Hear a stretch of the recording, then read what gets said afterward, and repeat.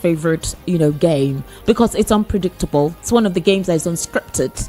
You can never tell what happens. Anything can happen at the last minute, so it's unexpected. I think that's why it is one game that unites everybody across the world. It's a beautiful game, actually. It sets the pace for conversation.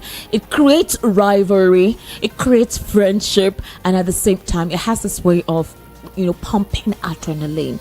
So for all of you who are football lovers, well, the game's the game. Congratulations once again to Man City fans. All right, the political spotlight takes place right here every 6:30 for every Sunday, 6:30 to 8:25 p.m. What do? We talk about issues that transpired in the political landscape in the course of the week. Conversations that set the tone agog. Conversation that spearheaded varieties of perceptions to it. And what we try to do right here on the political spotlight is to shed light on these issues and look for, would I say, logical means through which we can analyze what happens. And right here on Voice of the People 90.3 FM, we try not to stoke the politics. That's not the plan.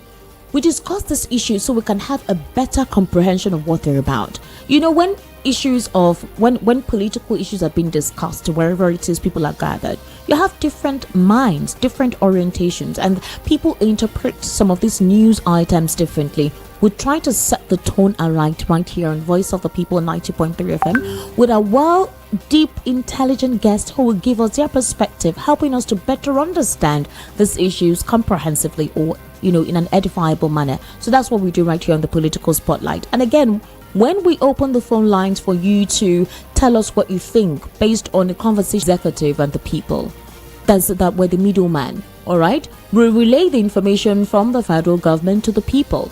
Now, if the people are not happy with whatever information they are given, whatever policies they actually say they want to implement, of course, the media is able to take it. And then, of course, those people listen. They say there's a stunt on that. Also, the electricity tariff, that one is still being contemplated. The House of National Assembly has asked them to look for an alternative. So these things are being listened to, they're being talked about, and they listen. One way or the other, they listen. So that's what we try to create here on Voice of the People 90.3 FM. My name is Esther Wachiku. Once again, I'm officially welcoming you. I would implore you to subscribe to a YouTube channel. Is at VOP 903 FM. VOP 903 FM. All right.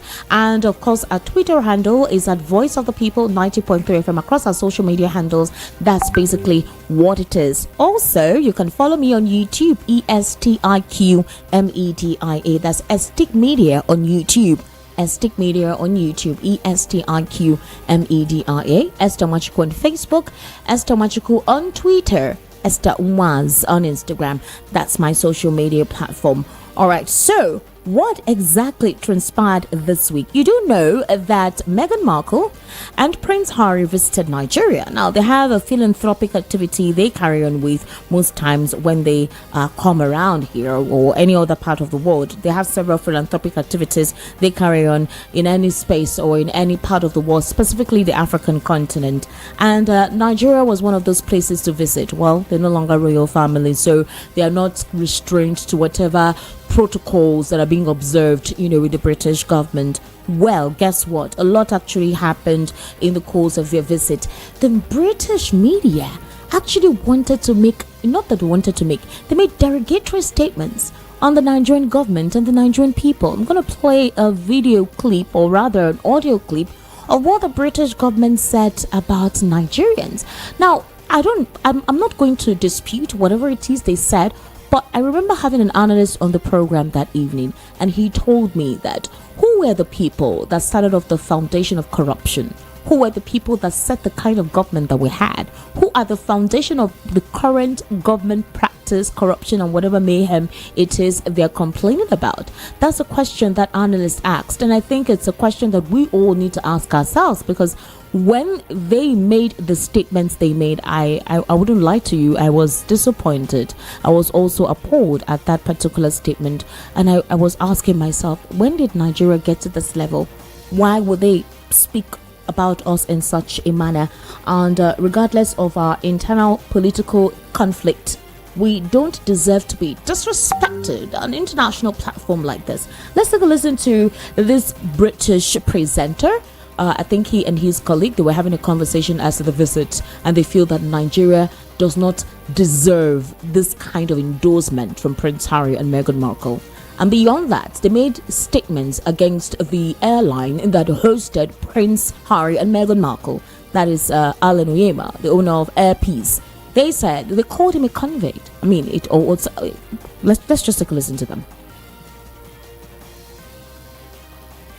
Not enough royal tours. There's no way our royal family would set foot in Nigeria, a country where female mutilation, genital mutilation is rife, where women's rights basically don't exist, where hundreds of kids are regularly kidnapped by anyone, certainly not our royal family. And these two neophytes, they're naive in what they're doing. They're making this country look good when it doesn't deserve it. I couldn't tell you the number of royal tours I've been on, and what you say is absolutely right. You know, Nigeria, the Foreign Office and the American State Department both say it's a dangerous destination, you must not go there. It vies with Johannesburg in South Africa to be the murder capital of the continent. And you and I know that in that country there's industrial scale boiler rooms of people who are ripping off people around the world, internet fraud, wholesale internet fraud, defrauding old ladies, stealing identities, and none of that is ever prosecuted. Now, as we know, there he is on his polo pony playing in favour of one of his African charities, as we know. And I'll tell you this, you all know this, Michael.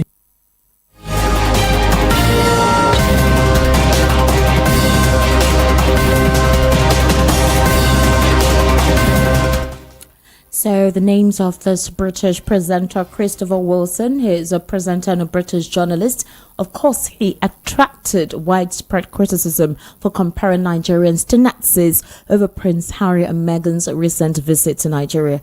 In fact, in a post now deleted, on X, which was shared on Tuesday, Wilson compared Prince Harry, the Duke of Sussex, to the late Edward, Duke of Windsor and former King of the United Kingdom from January in 1936 until his abdication in December of the same year. All right. Now, this is basically how it took sway on social media and how Nigerians reacted. Wilson likened Harry and Meghan's recent visit to Nigeria to that of Edward and Simpson. Harry and Meghan have been at the center of debate since the American actress and divorcee married the prince in 2018. So they went into their background. They also compared Nigeria's political conflict or political rife and why the supposed what these individuals, these couples, what they represent, why they would grace Nigeria with their presence, considering, according to them, they say corruption, massive scale of kidnapping, female genital mutilation, and all whatnot. And trust our Nigerian people now. Go on X and see how they lambasted them. They gave it to them back to back. In fact, they brought up facts. It was quite an interesting one on X, and for the first time I liked how Nigerians were able to unify. Somebody wrote on X and said, you think it was in those days that we take every word that you say, we hold it in high esteem and put it on our head like you've given us some kind of gold medal? No, now we are more exposed, we are more enlightened. And they asked them, they said, okay, so you think you can expose the Nigerian government to the Nigerian people in this light when we're asking you to release documents of the president, the 2,500 documents,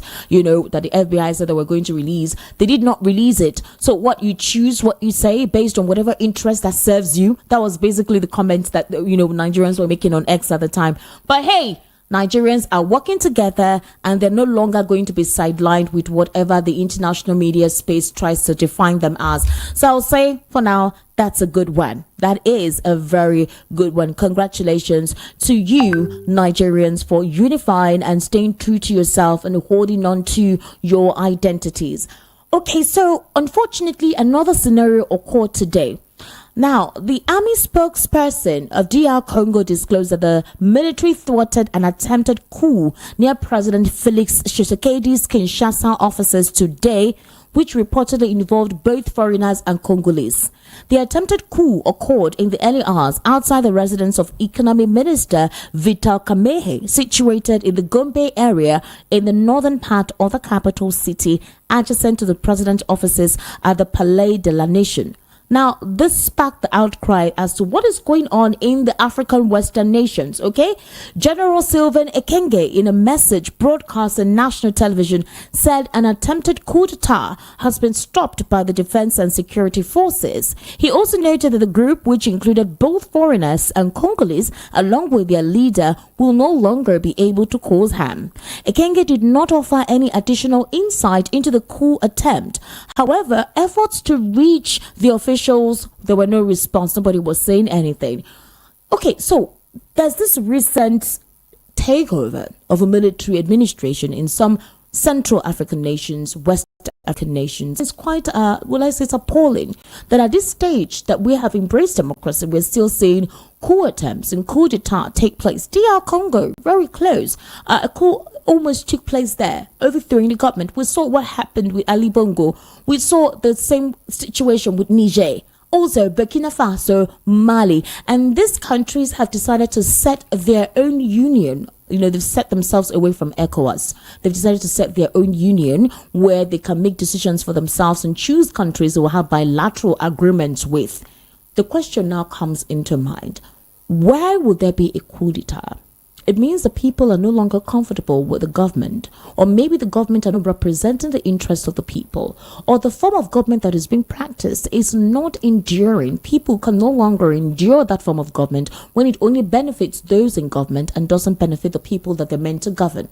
That is when coup d'etats take place. That's a very, very sensitive aspect. And I think it calls for a retrospect where we need to think deep in this part of the world, in the African continent. How do we make this democratic practice better for everybody, regardless of how it was formed or who instituted it? All right, democracy is for the people and by the people. So when the government that was elected by the people begin to realize that they're there to serve and not there to plunder, they're not there to just feed themselves and, relegate the people or alienate the people, then that is the only time democracy can thrive in Nigeria or any other part of the African nation. It's quite important for us to understand that aspect of, public administration and governance. So that's basically what took place this evening. And I must tell you, when that story broke out, I was like, what? It's not a good thing at this time. I wonder what could have caused it. That means that there are some serious internal wranglings within the hierarchy in DR Congo for this particular situation to have taken place. Thank God it was handled, and thank God things are better now. At least they've been able to put in place a way to calm the entire country down. So also another unfortunate scenario occurred today where a helicopter carrying Iran President Ibrahim Raisi reportedly experienced a crash. Now, VOP News was able to gather that the helicopter developed a hard landing today. No further details as well has been provided, as reported by the Iranian state television. But according to the press, it remains unclear whether the president was actually on board when the tragic incident happened. The incident reportedly occurred near Jolfa. Jolfa is a city located on the border with Azerbaijan in Iran's East Azerbaijan province. The site of the incident is approximately 600 kilometers northwest of Tehran, the capital of Iran. Now, there was poor weather conditions, but however, regardless of how poor the weather conditions are, rescuers are making efforts to reach the location. There is heavy rain and strong winds, which has been reported in the area. Now, the question that comes to mind is, what was Ibrahim Raisi doing in that region? He visited Azerbaijan to participate in the inauguration of a dam alongside President Ilham Aliyev. This dam marks a third joint project between the two nations in the Aras River. Iran operates a diverse range of helicopters within its borders, but international sanctions hinder the acquisition of spare parts. The majority of its military air fleet predates the 1979 Islamic Revolution. Raisi is 63 years of age and is known for his hardline stance and previously served as the head of Iran's judiciary. Raisi is considered a prodigy of Ayatollah Ali Khamenei, the supreme leader of Iran, leading some analysts to speculate that he may succeed the 85-year-old leader upon his retirement or demise. Now, the question is, what could have happened? How did this particular situation happen? And, of course, they could have looked at weather conditions before he proceeded on this trip, right? So we just hope that he's not dead. That's a prayer. We hope he's not dead. It's not going to be a good situation for the people of Iran at this time. But then let's hope that they're able to sort out what actually happened. And if it's an injury that can, easily be healed, and he goes ahead, so that the administration in Iran can continue to be smooth. That's not a scenario that we want to know. We want actually at this time with what is going on in the Middle East with Israel and Palestine. We also hear that Egypt has banked itself at the border of Israel, and the EU and the US wanting Israel to stay off, not to continue with their boomerang in Palestine. Otherwise, there will be some sanctions placed on them. Israel has decided to stay on and fight off and release its people kidnapped by Hamas, those who have been kept hostage. And they're flushing out. They say they will do whatever they will do to flush out Hamas. So while the Middle East is going through this imbroglio, I don't think that Iran's instability at this time with the demise of its leader will help. So let's hope they're able to recover him on time and that things go well.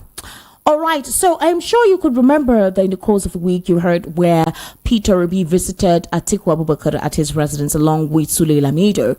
Now, at the time when he first of all visited, there were insinuations that it was possibly a political conversation that would lead to a merger.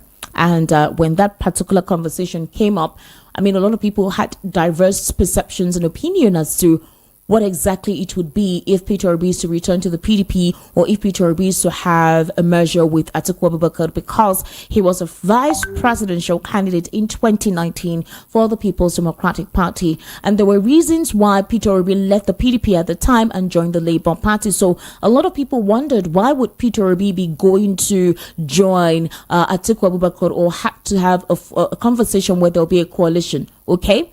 Now, the following day, Paul Ibe, the spokesperson to Atiku Abubakar, came out to tell us that, yes, they met, and practically for just 20 minutes. That was the duration with which Peter Obi met with Atiku Abubakar, because he had other people to visit.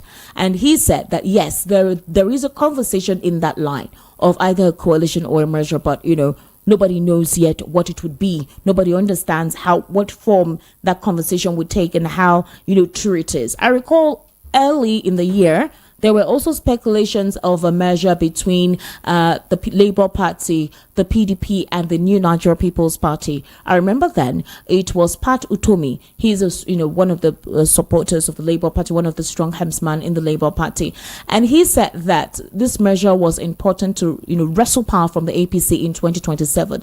I recall the Labour Party categorically stating that they were not in that conversation with anybody. They were not forming any alliance or coalition or merger with any political party, that the conversation was still ongoing, but for now the Labour Party wasn't involved. So when this visit of Peter Obi to Atiku Abubakar came on board, a lot of people revisited the comment made by the Labour Party, that is this response it gave to that proposed measure earlier then, and they were like, what changed in the course of 2 or 3 months that there is a possibility that you could have a merger with Atiku Abubakar?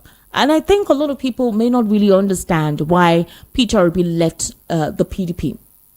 So the way it works in the PDP is this: if you have money, all right, you can actually win the ticket. If you're able to buy people, if you're able to buy people's support, it's not supposed to be so, but that's how. In that unfortunate scenario, you may not have capable persons emerge as the party's flag bearer. Because if money is buying the support of people, then it means that you cannot tell the person's capability, you cannot tell the person's true or real interest to govern, So that's one of the reasons, that's one of the issues that occurred. Now, normally what happens is that they regionalize this process. For example, if they had fielded the tickets, all right, to maybe the year before, let's say they fielded it to the North Central, or the North Central and the South, all right, or Southwest. It happens to be that the next time it may be the Southeast or South and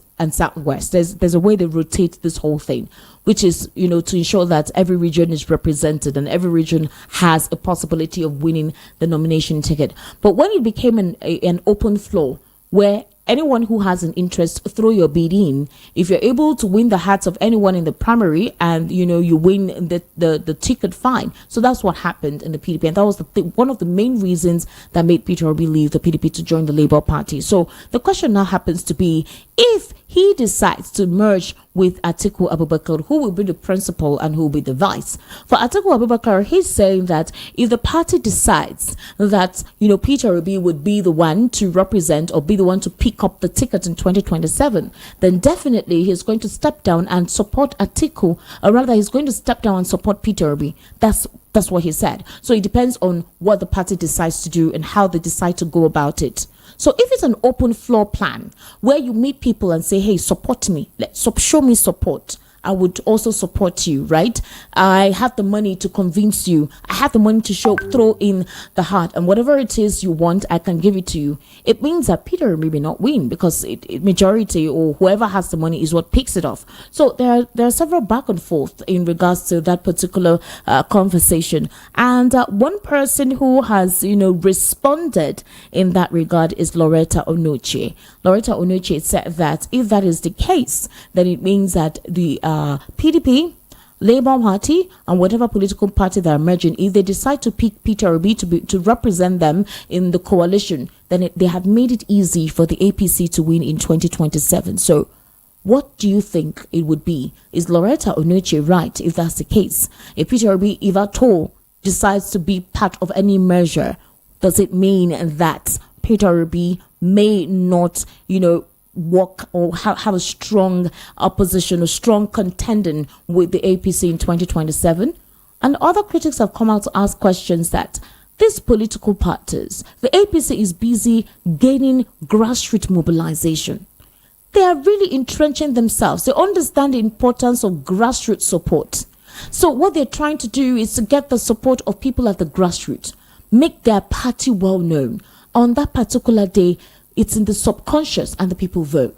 So what are the opposition political parties doing? How are they ensuring that they're mobilizing and ensuring that subconsciously their party is registering the subconscious of those at the grassroots? That's the political strategy we're talking about here. And that's why sometimes it feels like the APC is confident in their moves. They're very, autocratic and authoritarian when they come out to publicly say that in 2027, they will also continue that mantle of leadership at the presidential level. Okay, that's one aspect to also look at things. One of the supposed political issues that occurred in the course of the week that set the tone for a conversation. Now, let's look at this particular group. They protested, they went to the Economic and Financial Crimes Commission, and this was on Friday. They occupied the headquarters of EFCC in a protest they said was aimed at urging the anti-graft agency to ignore being held to prosecute President Bola Tinubu, the Minister of State Defense, that is Bello Muhammad Matawale, over allegations of corruption. The group was led by Comrade Emmanuel Omubiko, the National Coordinator of Human Rights Writers Association of Nigeria. They carried various placards and urged the EFCC to resist any pressure and blackmail to prosecute an alleged offender, but follow the due process of the rule of law. In the letter, Omubiko presented to the executive chairman of the EFCC, Olanipekun Olukoyede, on behalf of the group said that they were compelled to address a recent development regarding the protest against the Minister of State for Defense, Bello Matawale. Now, netizens went out to say that this supposed protest was sponsored by Bello Matawale. Imagine individuals going to the EFCC to say they should stop any form of investigation into any financial malfeasance on the Minister of Defense. I mean, just like that. That's, what a lot of netizens are saying in regards to this protest that took place on Friday. But is that the same? Is that basically what it is? I would like to know from you what you think. That's another conversation that actually, created that particular buzz in the course of the week. And it would not make sense for us not to talk about this particular situation with the administration of President Bola Ahmed Tinubu. On May 29th, the president will be doing what they call a 1-year scorecard. So I think Rufai Oseni on X actually put a poll given percentages of how they think this administration's policy has influenced positively the lives of Nigerians. And it is quite boring to see how a lot of people did with that poll. So, well, it's not encouraging to say. But a couple of political analysts, and especially those working in the government, say that maybe they expected too much from the president, and that 1 year in office is too short a time to judge him. A lot of other critics or related supporters of the administration of President Tinubu says that the time is too short, that they should wait more. 1 year, magic cannot take place because of the way he met the government when he came on board. And they're asking people to give the president more time. 1 year is too short a time to harshly criticize him. 1 year is too short a time to give that denigrating comment about his policies and about how Nigerians go through. But a lot of people do not believe the statement made by the supporters. So here it is. Hajia Aishatu Ismail, she is a former Minister of Women Affairs and Youth Development under President Olusegun Obasanjo's administration. She declared that the Bola Tinubu government has failed. She was making the statement with Daily Sun. The former minister lamented that the incumbent made many promises and has failed to fulfill them. In her words, it was really bad before the coming of this government. Now I don't know what to call it. There has to be an improvement with the coming of a new administration, but there is nothing like that. These are people who have made promises, who had said at elections that they understand people's problems and that they're going to try and do something about it, which we remember the cash trap situation, right? Of course, we can remember that. We cannot forget that particular angle. And of course, the fuel subsidy removal as well. And then the government comes and without any proper investigation on any of the issues, without consultation and without really being on the ground, the government takes some decisions that have become horrendous in terms of their impacts on the lives of the people. That is why I say, this is Hajia, she's the one making the statement, and I'm still quoting her. That is why I say I'm a bit confused. I don't know whether they are withdrawing from those decisions that they took during the early days of the administration, or they are going forward with the decisions that they took immediately the government came into power. So I'm asking you, how will you categorize President Bola Ahmed Tinubu's administration in 1 year? In a week or so, yes, May 29, which is handover day. It used to be Democracy Day, but it's no longer Democracy Day. It's now handover day. That'll be 1 year. How would you categorize the administration of President Bola Ahmed Tinubu objectively? I know that we all have issues with some policies, but objectively, what can you say about the administration in 1 year? It will be quite important for you to let us know when we open the phone lines what you think. In the course of 1 year, how can you define the administration of President Bola Ahmed Tinubu? Did he eventually fulfill the promises he told us he was going to fulfill? Did he let the poor breathe, as he stated at the time when Nigeria was going through the whole cash crunch situation? That is another interesting situation to look into, all right?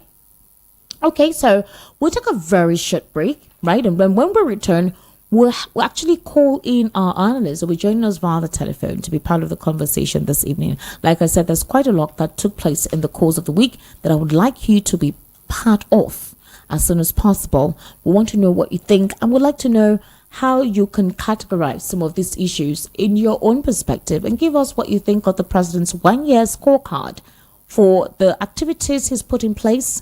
Would I say the conversation that have been created around his policies, and maybe some of us may have benefited from this administration. You can never tell. I would like to know what you think on that. We'll take a short break and we'll return. The political spotlight continues. Stay with us.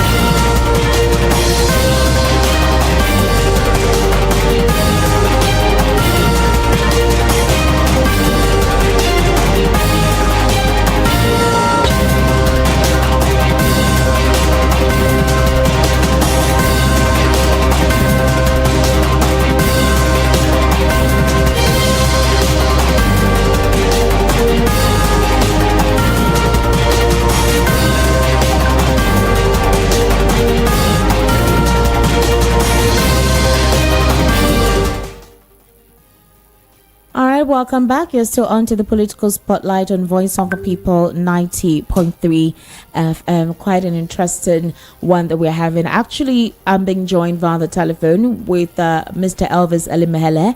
He is a journalist, a political and national affairs commentator, a journalist of over 3 decades. So Mr. Elvis actually follows up through with what's going on in the polity, and he has a way of helping us to break it down and comprehensively contextualize these issues. However, before I bring him on, the Chief Justice of Nigeria, Justice Olukayode Ariwoola, has served a notice of his retirement to the National Judicial Council.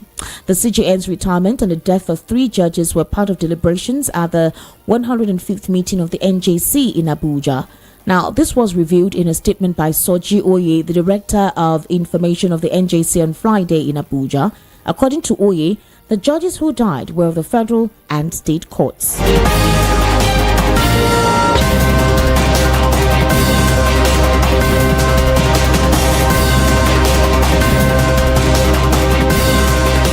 So, in the statement by Oye, he revealed that the council also considered the recommendation of its interview committee on appointment of judicial officers of all superior courts of record in Nigeria and resolved to recommend 86 judicial officers for appointment to the Court of Appeal, High Court of the Federal Capital Territory, Sharia Courts of Appeal, and Customary Courts of Appeal of States in Nigeria.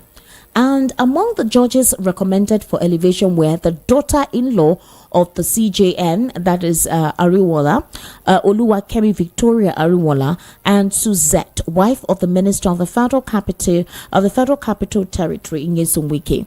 Now, while the daughter-in-law Ariwoola was elevated to the High Court of the FCT, Nyesom Wike's wife is recommended for the Court of Appeal.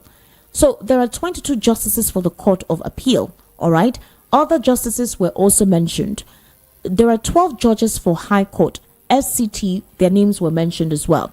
7 judges as well for Imo State High Court, 6 judges for Bauchi State High Court, 3 justices for Taraba State High Court, 13 judges for Lagos State High Court. All their names were mentioned. So the question that came to mind was, Nyesom Wike has been embroiled in a political situation in Rivers, and now you're elevating your wife to the status to become the Court of Appeal judge. You've elevated her. Then Justice Ariwoola is bowing off. He's putting his cap down, and he's installing his daughter-in-law. He's elevating his daughter-in-law. So the question that came to mind is that all these justices, is it about, are they those who have the prerequisite? Are they merited to be there? Could it be alliances? Is there a politicization of appointments in the NJC? Are these plans ahead of 2027? These are what netizens are talking about, and these are the questions a lot of Nigerians are asking. That you have an Nyesom Wike with what he's going through and his wife elevated. Then Yahaya Bello's wife too, who was nominated, she was dropped because of the criminal activities of the husband, which is being investigated by the EFCC. And then you have the daughter-in-law to the Chief Justice of Nigeria, who is retiring, also elevated. These are the conversations, and this is what is causing the imbroglio ever since the announcement was made. So I have via the telephone, like I introduced earlier, Mr. Elvis Elimehele. Mr. Elvis, good evening and welcome to the Political Spotlight. Mr. Elvis, can you hear me? Mr. Elvis, can you hear me? Hello, good evening. Can you hear me, Mr. Elvis? All right, I'm going to re-establish connection with Mr. Elvis. I think he cut off the call. Maybe he is somewhere that is quite noisy. Mr. Elvis, can you hear me? I can hear you now. Oh, you were not hearing me before?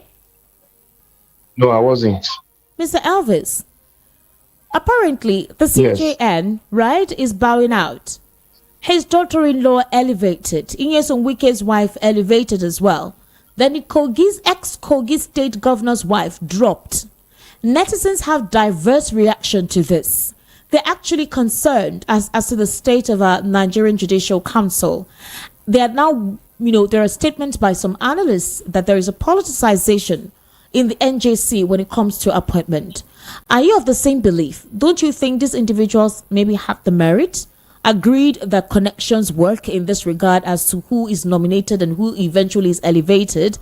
But would you consider the fact that the NJC, that is the Justice Ariwoola, who is retiring, and then installing his daughter-in-law there, the continuation of his name, would you consider it a politicization?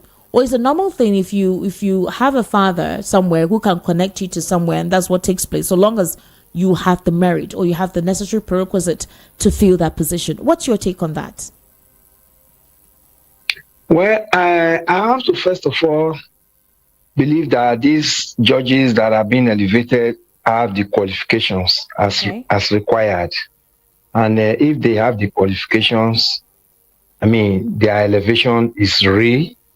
I mean, they stand to enjoy it. But the only area I'm not comfortable there is, if Wike's wife has been elevated to appeal court, and Yaya Bello's wife has been dropped off from the list, and Justice Ariwolo's daughter-in-law has been elevated. So if you look at it, it's like a kind of tripod, two elevated, then one dropped off. So I don't know, the person that was the one that was dropped off, does she have the qualification as well? She was nominated since 2023. She was nominated since 2023. So I'm aware she definitely has the qualifications. Yeah, I was aware of the time she was nominated. Or even though some people said it was the husband then that was, using his influence to push her in. But you know how it goes in Nigeria.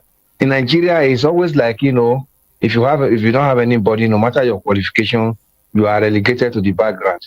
Again, the current controversy surrounding the husbands, becoming a fugitive and declared wanted, I think the NJC would have looked at it that at this time, the atmosphere is too hot for us to begin to celebrate a fugitive wife at this moment. I think that's part of what would have led to from the perspective of ethics.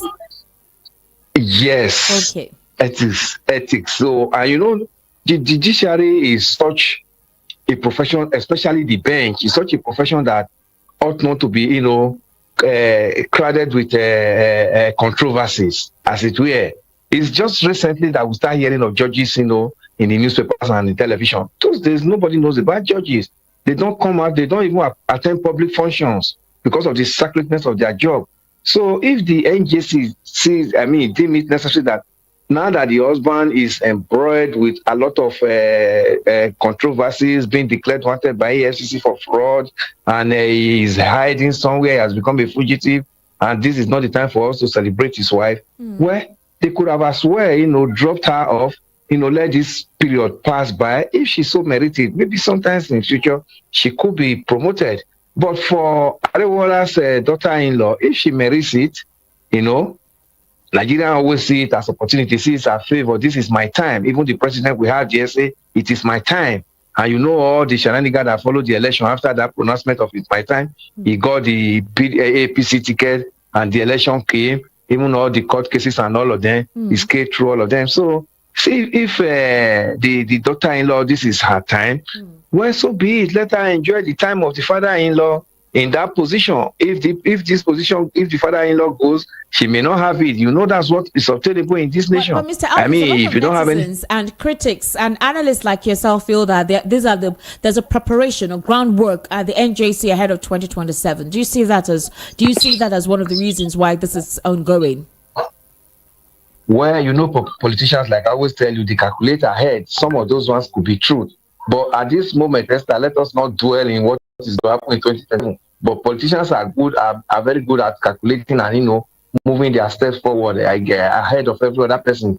But anything could have happened between now and 2027. So we should not dwell so much on that. But the present state we are now is that since the daughter benefited from it and the father-in-law is retiring, sometimes they see it as an opportunity to quickly, let me fix up those I can fix up before I leave the office. There's so many Nigerians have done that for themselves and for their children. We even the Yaya Bello, the wife that was dropped by Yaya Bello's the governor. We heard last time EFCC said he has to even the coffers of Kogi State post to pay the school fees of the children ahead. So when they are leaving, they try to set up this thing, to favor them. We see godfather now and their godson, being at loggerhead. You see, even the so-called Kogi State we are talking about now, Yaya Bello, the whole commissioner of Yaya Bello are still the one that are with Otodo now, and all of it's just like a carry over Yaya Bello's government. So they try to prepare ground for themselves, for soft landing in future. And here we are now. I mean, analysts and everybody is pointing fingers now to the fact that it's possible that Yaya Bello is hiding in Kogi State government house. These are some of the things they do. Yes, these are some of the things they do because they know too well that when they have crisis, when issue of this stage will come, they have to start laying, removing the landmines from the road and start laying red carpet for themselves, even when they leave office. That's what you are seeing now. So in Nigeria, I mean, it will take a long time for things of this nature to stop because people see it as favor. People will call it, she is favored. The father-in-law got in at the time that she needed that promotion, and the promotion just went through for her. But I mean, in most clients, civilized client, it doesn't work that way. But that's how we are finding ourselves in this nation at this moment. Mr. Elvis, let's try to understand the angle through which a couple of disgruntled Nigerians are coming from. Let me not even say a couple, like most disgruntled Nigerians are coming from. A lot of Nigerians feel disenfranchised with the outcome of the 2023 general elections. That's one. 1 year into this particular administration, a lot has happened.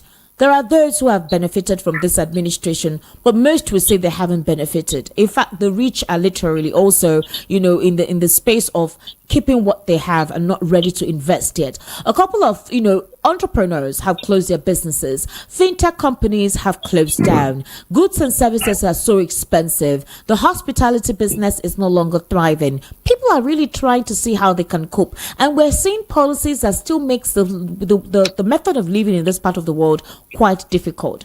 Now, we know that this administration inherited a decrepit administration. We know what transpired during the administration of former President Muhammadu Buhari. But the plan was for this administration, through its renewed hope agenda, to change the narrative, okay? And the plan was they understood what to do to change the narrative of the previous administration. But a couple of Nigerians will tell you that possibly it's worse in this dispensation in the course of 1 year. Other critics will say that this 1 year is too short a time to judge the president. But let me reel your mind back. Netizens and a couple of Nigerians feel that the Nigerian Judicial Council was culpable in what transpired during the 2023 elections. Now, you're hearing that Ariwola is elevating his daughter-in-law while he's stepping down. You have an Nyesom Wike, rather than focusing on the FCT, which is what is in his portfolio, has been, pock-nosing and destabilizing the polity in River State. The wife has been elevated to the appeal court bench. Would you say that would you be surprised to hear that Nigerians feel there's a politicization of this appointment? I mean, regardless of the fact that maybe they indeed merit it. I don't know if you understand where I'm coming from. The Nigerians may not even see that angle that indeed they merit it. Esther, there is no disputation, against those things you mentioned, of especially this unnecessary favoritism that we have seen in this appointment. Okay. There is no dispute to it. Yes, Nigerians are good at doing that, and everybody that it happens to see it as opportunity and favor. That's what you are saying there now. All these things you just read out. No, somebody like me personally, I'm not happy about it because we are still seeing there's already like kind of alignment for 2027 like we have mentioned. But I just don't want us to start dwelling on 2027 because God holds the future. Elvis, whether we like it or not, that's what is on the chessboard, 2027. Yes, it's on the chessboard. Ganduje made that statement after the by-elections with Imo State and Bayelsa. He said, let us begin to ensure that all the southeastern states are APC notarized. That's what Ganduje said. So they have already begun the groundwork. Mobilization have commenced. They're going across several local governments, ensuring that people register to be part of the APC. So whether we like it or not, I know that 3 years is still far off. We haven't gone through with 1 year, but that is the next phase. So the question is, if this is the plan and these are the machinations, how do we ensure that 2027 reflects the general will of the people? Because that's what is going on. Just this week, Peter Obi met with Atiku Abubakar. So these are political strategies and movements uptaken. That's basically why these conversations are on. It's politics. That is the reason why you and I, the people, must play their legitimate role. the civil society organization must play their legitimate role. Now that we are beginning to read the handwriting and we are analyzing body language like we do in Nigeria, then the people also have to step up their advocacy, picking them up from one junction to another. Like we are just discussing this elevation now. Some other things will come up after this elevation. We'll begin to discuss them, begin to remind them, so that we've also formed our own way of puncturing them before it start manifesting in 2027. Because we saw what happened in 2023 and even till 2024. Yes. I mean, with all the court cases and all of that. The people must not allow such to happen again. This advocacy on like this program now that we are speaking on this evening, the people must listen and be able to know their right, because there is this politicians that have held Nigerians in the jugular will not lead this power, in a platter of good for Nigerians. The people must play their role. This analysis we are talking about now, elevating their daughter-in-laws now, fixing their wives and others in different positions towards 2027. We must follow them step by step, so that when the time comes, we'll be able to tell them this will not fly. The people must do their job. We have started in 2023. You know how everybody went out to school and start picking PVC, registering and picking PVC and all of that. You see the way everybody trooped out to vote. You see the way people, were kicking against all the INEC telling us that they had a technical glitch and all of that. It was everywhere. So we begin to, highlight all these things for people to know their right and put in the required education, advocacy, so that with the plans of these politicians, before you even get to 2027, we begin to puncture it for them. We will not allow what happened in 2023 to repeat itself again in 2027. Most of this hype must continue as we begin to move along with them. All right, Mr. Elvis, a former media aide to ex-President Muhammadu Buhari, Lauretta Onochie, on Saturday prayed that the former People's Democratic Party presidential candidate, Atiku Abubakar, should step down for his Labour Party counterpart, Peter Obi, in 2027. For her, she said she wishes that's what would take place, because for her, stepping down for Obi would make President Bola Tinubu's re-election easier. And she wrote this on her X account. She said, "Our Father and our God, yes, it's me, your son. I pray that Atiku steps down for Obi so that 2027 would be an easy job for APC re-election." And then she went further to write, I never ask you for anything because you are a responsible father who provides for me always. Thank you for answered prayers." Because Atiku recently said that he would not hesitate to support Peter Obi in the next election if the party picks the former Anambra governor. Recently they met behind closed doors, which brought a lot of netizens to their partnership in 2019, and which brought up the reason why Peter Obi left PDP to, Labour Party, from APGA to PDP, then to Labour Party. And a lot of netizens are not comfortable with that measure. For example, they feel that if the PDP and the Labour Party merge, who will take the presidential ticket and who will be the vice? Some northerners have said that if Peter Obi can agree to just be in charge for 4 years, they will show him support. Just 4 years, and then the seat will come back to the north. Then they don't have any issue with it. Others feel that Peter Obi will be going back to his vomit.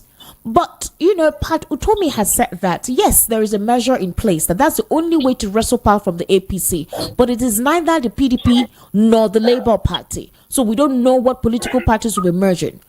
But if Atiku is saying he doesn't mind, so long as the party decides that this is what they want, he doesn't mind, he will support.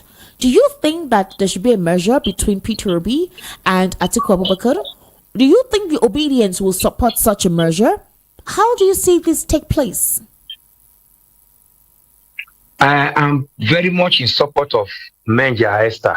Okay. Because even the present APC of today, remember how they came in 2014, 2015 to displace PDP.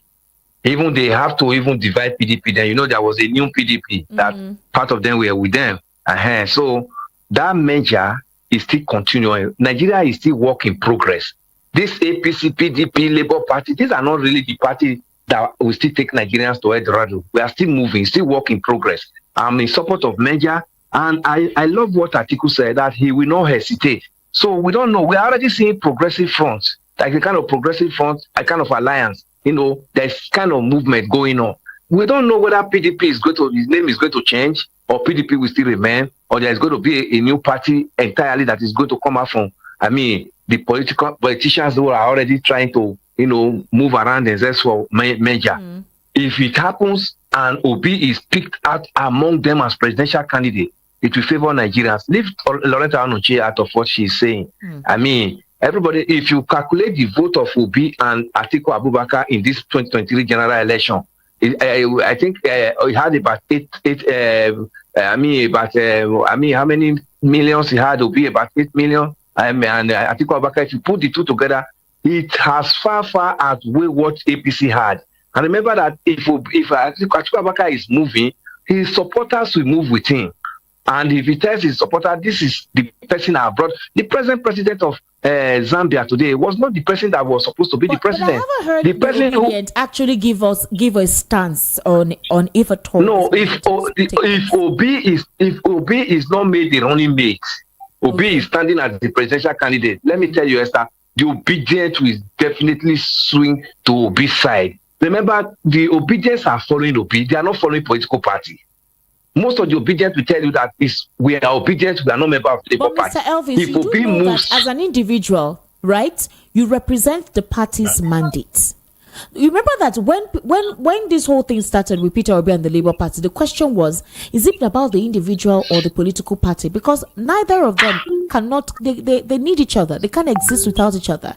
An individual needs to exist with his political party. And you reflect the needs and wants and aspirations, all right, of your political party. We know that the PDP and the APC, they're recycled, sort of. And to be honest with you, for 16 years, before the APC came on board, Nigerians were not happy with the PDP. That was why the APC came on board. So if at all there is a merger, do you think that Peter Obi would represent the interests of the people and not represent the interests of the party, if at all he is selected to be the presidential candidate? The lessons we have learned from both PDP and APC in these 25 years now, we are 25 years in democracy by now, we have shown us that the political parties are not the issues. Okay. People are no longer talking about political party. People are now talking about individuals. Obi, whichever party he comes from, will not disappoint Nigerians, because Obi is like a child now trying to be rescued out of dungeon and bring to the limelight. If Nigeria is able to put Obi as president today, Obi will not do the bidding of the party. Let me just tell you that. Are you sure? He is going to do the bidding. Yes, he's going to do. Of the party? No. Listen, members. No, Esther.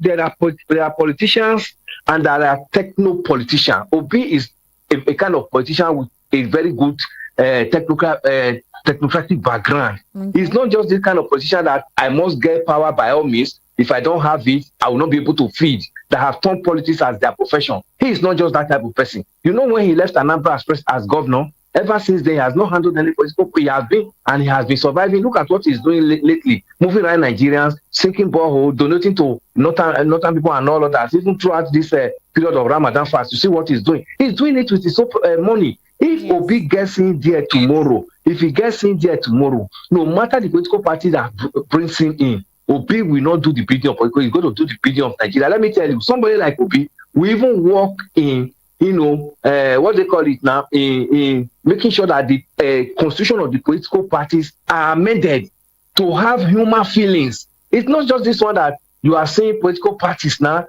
their constitution is all about them. He is going to work towards bringing human feelings, bringing Nigerians into political parties' constitution. That most of what we are saying around it now will be off it. It might be rough at the beginning, but if he's doing the will of the people and he's always having the support of the people, the political party will succumb, because there is no political party that wants to be out of power. PDP is crying wolf now because they've been out of power now for 12 years now. It's going 12 years going now. They've been out of power. They are crying wolf. So any opportunity for them to come back to power now, if you are not a political stooge, you always remember that what you suffered in this period that you were out of power, for it not to repeat itself. So the president, let me tell you, if Obi becomes the president from any political party, you know how powerful Nigeria president is, and it's always regarded as the leader of the political party. Remember, you know, so in that regard, he's going to bring in so many changes, so many innovations, so many amendments into some of these things we are seeing. And if these amendments are people-oriented amendments, and Nigerians are flowing along with him, the political party will have a little say, because they don't want to lose power in the next general election. That's where everybody is talking about a credible individual standing in the affairs, and that will be for you. And that will be for you. And that's Nigeria. Nigeria have accepted him. I'm really curious to see how this merger will take place, because Patu Tomi is one of the spearheaders of this coalition. He has been calling for it ever since the Supreme Court announced the win of President Bola Ahmed Tinubu. He has been calling for a merger of these political parties. He called for a merger of this strong three political parties, that's PDP, Labour Party, and NNPP. Yes, and NNPP. I think nobody had made up their mind as to what they wanted to do. So now he's saying that he's disappointed actually with the present opposition parties, that they're not critiquing this administration enough, and that right now, if there's going to be a merger, it would no longer be either that of the PDP or Labour Party. It may be a different political party or different political parties merging. I'm curious to see how that goes. Okay, so Mr. Elvis, let's look at another issue that is quite disturbing. On July 26, 2023, the military announced that they had overthrown President Mohamed Bazoum. General Abdurrahmane Tiani became the new strongman of the country. On January 24, 2022, President Roch Christian Kabore was ousted from power by the military.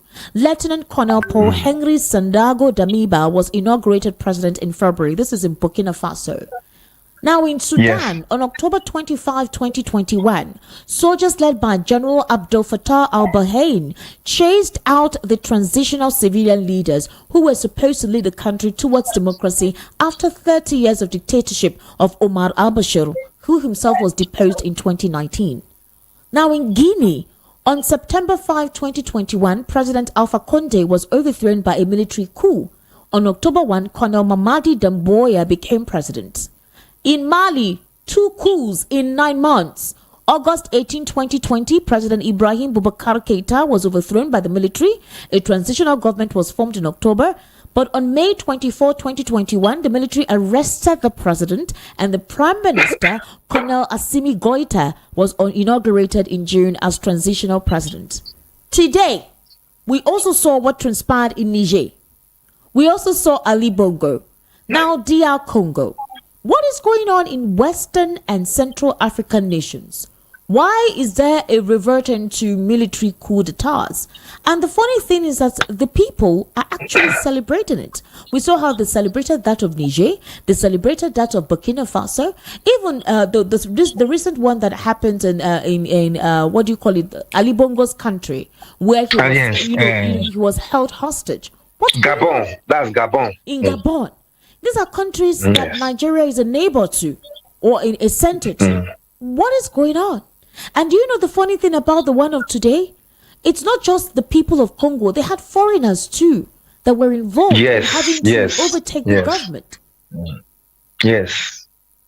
Esther, one thing is going on, and that is the greed of the politicians.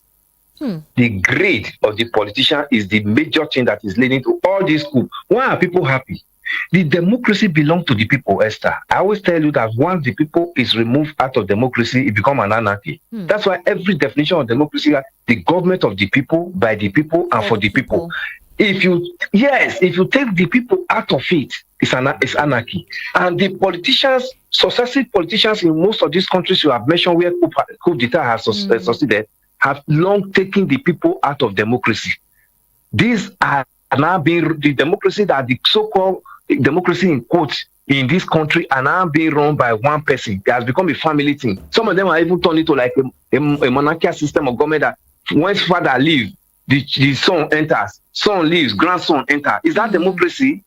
So when things of this nature happen, it's supposed to be like a kind of example, a singing example to the sitting presidents in some of these African countries that are also going through such. Do you want to call Cameroon nation a democratic nation? You want to call Cameroon a democratic? Do you want to call Togo a democratic nation? Where the father has left, son is there, and son is manipulating constitution now to remain there perpetually, like his father died on the throne. So if these things are not checked, when the Niger coup happened, when ECOWAS, rushed to say they suspended Niger, and I was in your studio and I said, Esther, the suspension is immaterial. ECOWAS leaders are supposed to talk to themselves. What is the cost of coup in African countries now? Why is coup becoming fashionable again in African countries in this 21st century? They should be able to do a research and begin to talk to themselves. Sitai syndrome. People stay there 20-something years, 30-something years, and you call that democracy, and go and look at the poverty nature in most of these countries in Africa. Democratic Republic of Congo is supposed to be the richest country in Africa. Are you aware of that? There is no mineral that is not in that country. There's no natural resources that is not in that country. Unfortunately, it became one of the poorest countries in the world.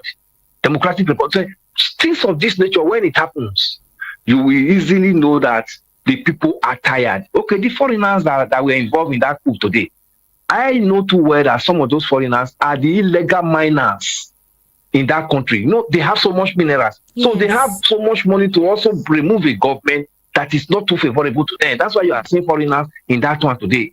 Democratic Republic of Congo, you are aware that part of it is being governed by a rebel.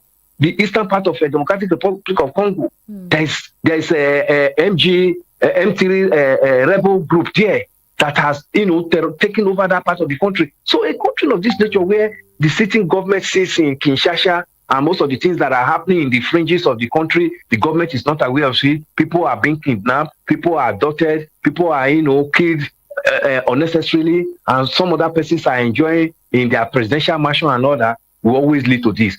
More of this will happen. Lester, I'm not a prophet of doom, because if African leaders don't remove their nail off from the neck of Africans that are supposed to own the government, more of this will happen. A little bit of igniting. But the last time the one of Niger happened, where and the one of what's his name, Ali Bongo, where he was saying, "Come and help Ali Bongo, me. Gabon, yes, Gabon." You said the same thing. You said at that time that more of this will happen. That was a statement. I remember. It will happen, and look at the numbers that happen. Yes. I'm telling you that it will happen. I just mentioned some countries now. Are you telling me that Paul Biya is the president of Cameroon as we speak today? Cameroonians are being ruled by Kaba. Paul Biya is already like a vegetable. He doesn't know what is happening around him. But people who are using his name, to perpetuate him in government because of what they are benefiting, are saying they still have a president who is almost like dead among the living. Is that democracy? Or what you are saying with Friday Nassim Yadema, the young man in Togo, from father to son, is that democracy? Okay, you just see, even the so-called respected Cote d'Ivoire that everybody was looking at, the most advanced democratic nation in Africa those days, when you have Felix Houphouët-Boigny as the president there. Nigeria, almost every part of the world, we're celebrating Cote d'Ivoire and celebrating, their headquarters there, Abidjan, Everybody was having investment there. But look at what is happening there now. But the present president now, what is his name again? Is, amending the constitution for him to start doing the third term. That was the same problem he had with the president here on seat. Yeah, and the French government had to join him then to remove him. So when you now get to power and you are now beginning to do those things you kicked against, that people say supported you to come to power, but when you now come to power, you now see it, it is now my time to bring it up again, because you want to use it to fester your ego and to support yourself and think you are not advantageous because they call you commander-in-chief of the armed forces. And meanwhile, you cannot even pull the trigger of the gun, but because you just wear that toga of that name, you now feel that everybody should be relegated to the background. Things of this nature will continue to happen. I'm still seeing more coming, even before the end of the year in Africa. Mr. Elvis, it's heart-wrenching, actually, that Africa, the most, would I say, supposedly in terms of natural resources, prosperous continent, that our European counterparts actually envy, is in this kind of debacle. It's an unfortunate thing that we have found ourselves. I do hope that it's the greed of our leaders. Understand that it is important for them to look through and envision the prosperity of their countries to make the African continent become the star that it actually is. So, President, let's head on to Rivers State. You know the situation with Nyesom Wike and Fubara. Fubara lately has decided to become the boss of Rivers State. In fact, I would say that a lot of netizens were like, where was this Fubara initially when the 8-point resolution was, signed on? Where was this attitude? Where was this spine? A couple of people said, well, at the time, the Supreme Court hadn't given its verdict to validate his win. But, Fubara lately has been putting his feet on the floor and really giving it to, Nyesom Wike and his supporters. But here is the thing. The president has given an ultimatum to Nyesom Wike and Simlai Fubara.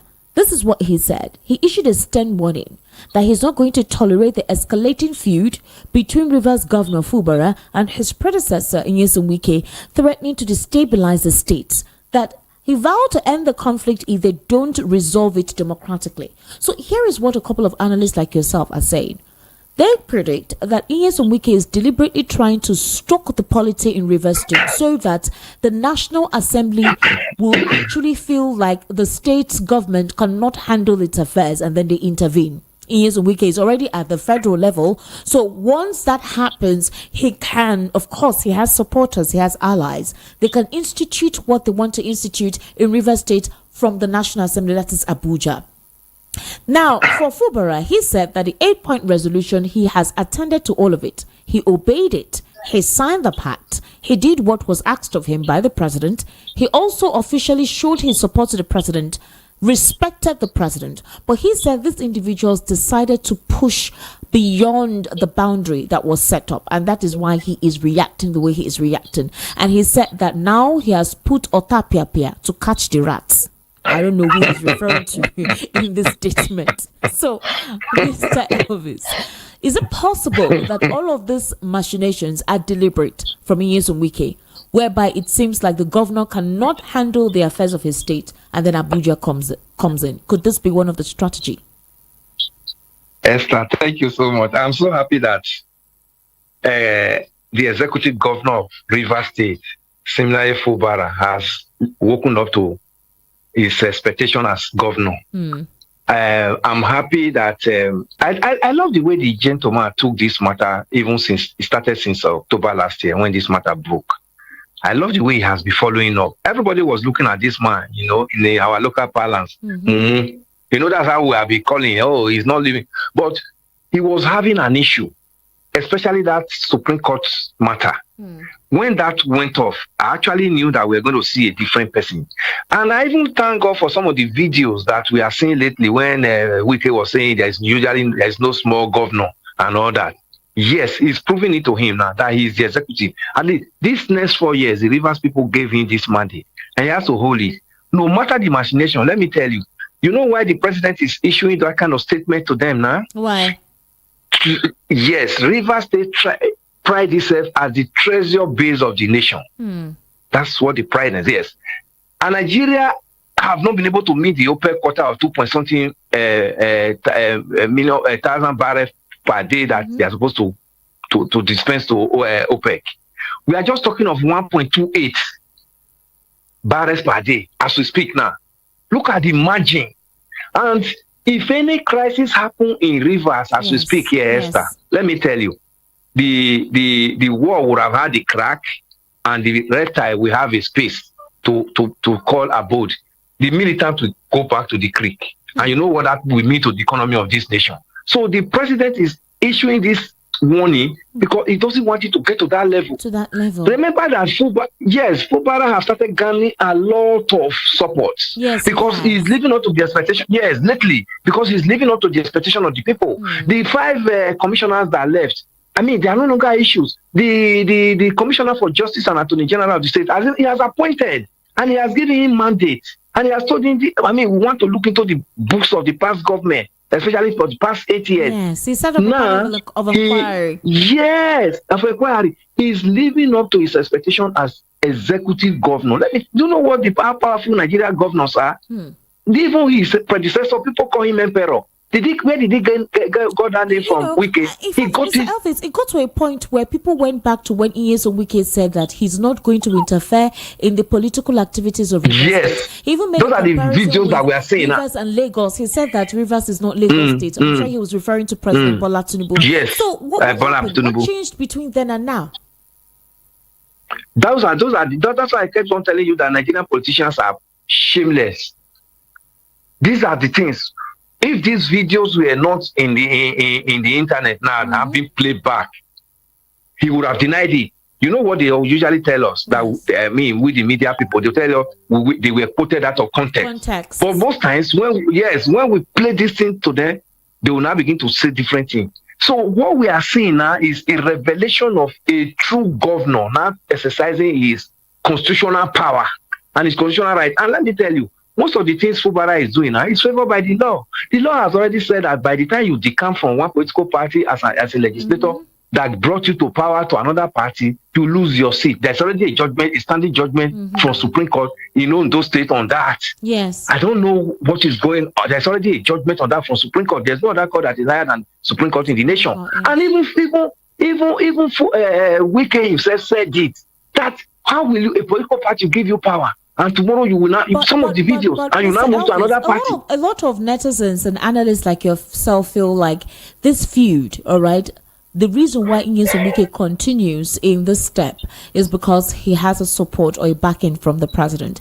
In fact, other PDP members feel that this is a ploy for Nyesom Wike to weaken the PDP, so the PDP is no longer seen as a strong opposition ahead of 2027, whereby the APC sails through. In fact, one of such persons is Ola Apena. He is a former deputy chairman of the PDP in Lagos. And he stated that the FCT minister, Nyesom Wike, who is a prominent member of the PDP, did not hide his intention to support Tinubu in 2027.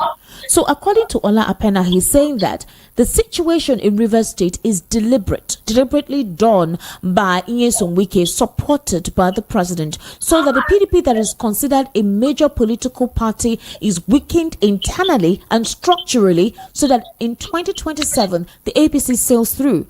Because if the president has been able to warn him categorically and say, Nyesom Wike, please stop what you're doing and allow Rivers State to continue, they feel he wouldn't continue. But for him to brazenly continue like this, they feel he has a support from the presidency. Do you see it like that?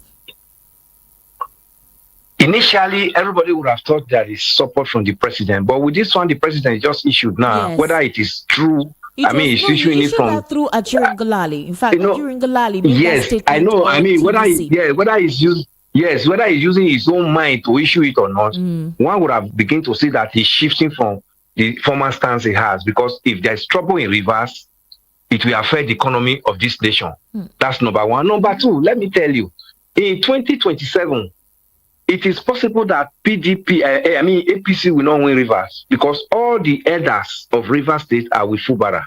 And most of the young men in Rivers are saying Fubara is their governor and he must lead as governor. We don't even know. Very soon, the local government is already coming up. It's going to be off any moment, and election will come up, maybe before the end of the year, early next year in local government. Yeah, that is when you begin to see the maid of Fubara and Wike. Let me tell you, Wike has done his 8 years. Nobody interfered with him. Now, he must allow this young man to take charge of the responsibility that were given to him by the Rivers people, not Wike.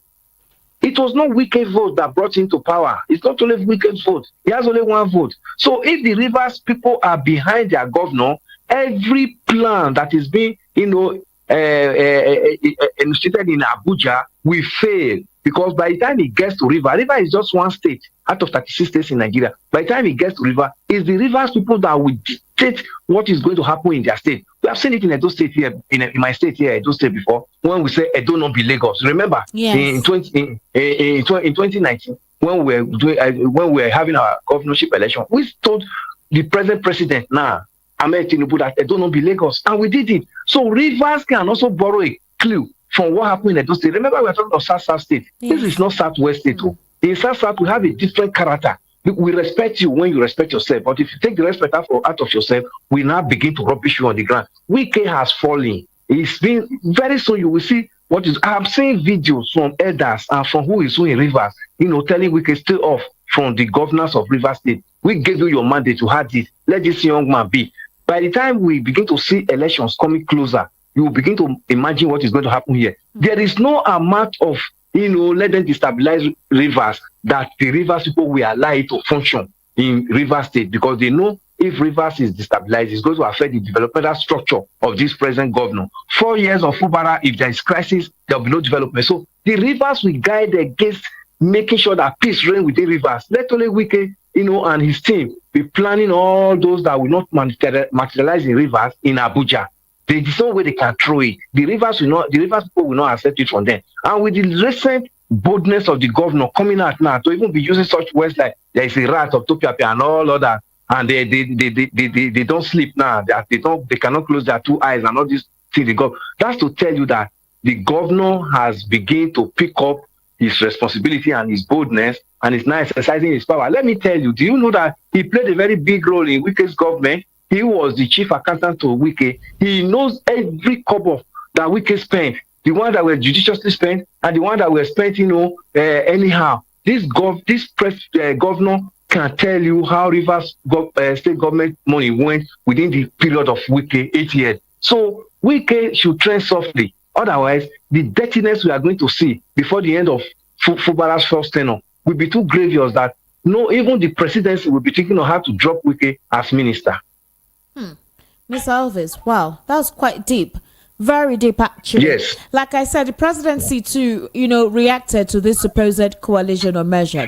We're shifting away from Rivers because there is always a development on Rivers every day. Since the president gave his ultimatum to Nyesom Wike, for now, there seems to be a little bit stand down. But you know that Nyesom Wike could be using some of those members or supporters or loyalists of him to continue to create mayhem or chaos in Rivers State. Let's see how the governor decides to proceed, from there, or put a trap to entrap most of these guys that will be the rats to go and eat the Gary in the State National Assembly. In the studio, yes. And the Esther, let me tell you. Yes. We saw this in Edo State. Okay. The legislators won election in 2019.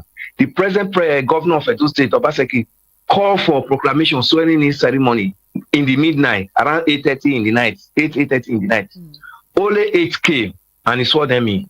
The rest were protesting and they said, it was a kangaroo and all this because they were supporting the then chairman of APC, Adam Soshomele, who is now a senator. At the end of the day, the governor stood his ground that people who won election for 4 years were not sworn in. They lost that election. We have seen it in Nigeria. So if Fubara stands his ground, he should come to Edo State, meet Obaseki and learn more lessons. If he stands his ground, that is when Wike will know that what he's actually saying, that there is no small governor, that governors are powerful. He has gone through it now. He knows the powerful nature of Nigerian governors. If he stands his ground, these 27 legislators that are running up and down, 25 of them that are, supporting him, very soon, he cannot carry their responsibility. At the time, when Oshomole was dropped off as APC chairman, those legislators in my state who were supporting him, running to Abuja to be with him and all of that, they all got punctured. There was no fund, there was nothing. And the governor had his way until we had this 2023 general election that day. Do you know that my state was not having up to 10 members of House of Assembly? They were not. The governor stood his ground. So it has been happening in Nigeria. It's not just new. The money Wike is spending in Abuja is coming from Rivers. Part of it is coming from Rivers. If there is crisis in Rivers, up till now, yes, oil will not flow. Where is Nigeria budget coming from? Is it not oil? If there is crisis in Rivers, oil will not flow as expected. So everything is depending on there in Abuja will be punctured. So the president needs to talk to his minister. Nigeria was in crisis of this nature when the militants were in the creek. When late President Yaradua came in and saw that there was no money, there was no way to raise money in the purse for a 7-point agenda then for the nation. And what did he do? He said, Obasanjo has tried to fight the militants with all the military might. It never worked.